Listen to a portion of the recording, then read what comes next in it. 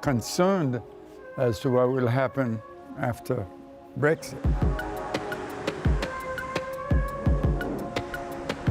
And we didn't vote, but that's the price we pay for being a overseas territory. Do you feel British?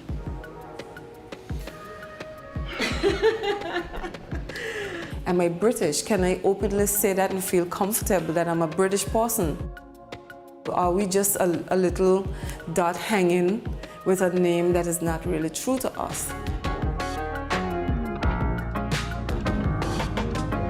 My name is Nisha Dupy, and I live in Britain, or a part of it called Anguilla. Across the sea, 10 miles away is France, or Sint Maarten, a French and Dutch island. We are closer, more reliant on it even than Britain is to France. A large part of our transport, food, and health services come from Sint Maarten. Last year, Anguilla was hit by Hurricane Irma, but the big storm this year is Brexit. Will we be cut off from the European neighbor we so depend on? Anguilla and Sint Maarten is like brother and sister, or brother and brother. You know, it's we depend on each other. Do you ever find yourself having to go to Sint Maarten to use any of the services? Oh yes, all the time. You know, the health services, medicine. My wife, she depends on them very strongly. She has to take certain medication every day of her life. So she has to go there for that.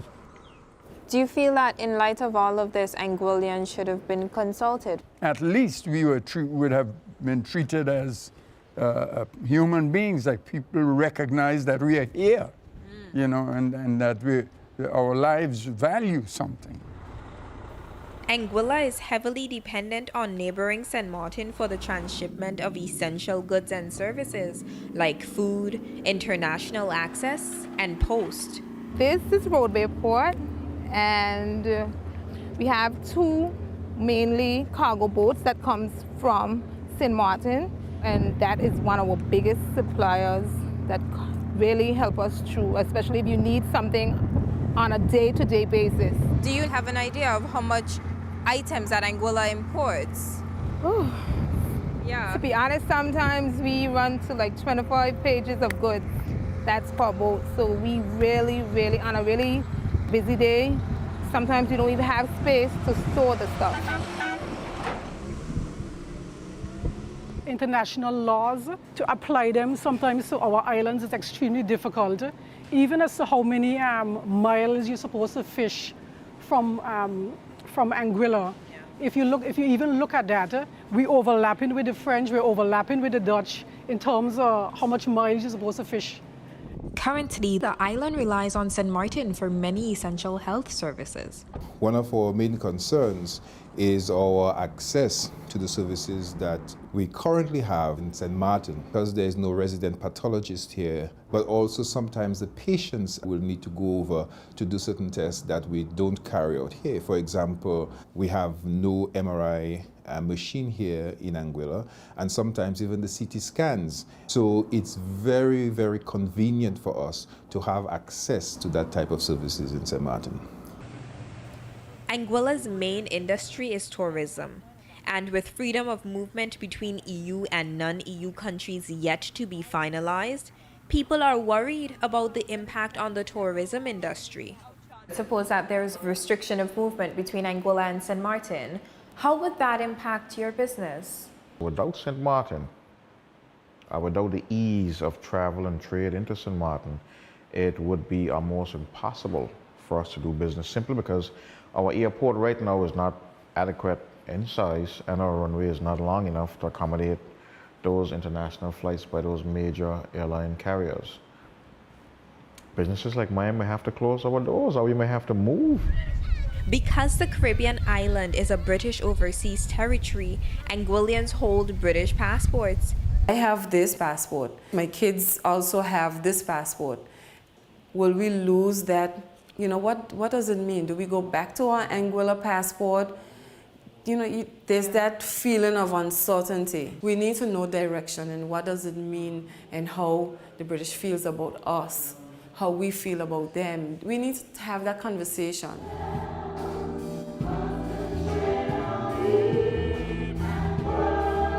They still treat the overseas territories as though they're still babies, they're still children, and not understanding that these children are now grown adults who they should respect their views, they should respect where they're coming from, they should see how they can now build a relationship that will help to propel not only the overseas territories, but England itself.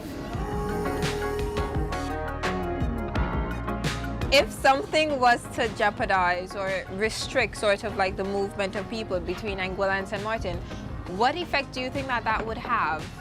You will see a lot of more boats building, private boats to different people. You'll see a lot of those building. So if that happens, you'll see your dad building a boat, my dad building a boat, his dad building a boat. So everybody go over at it,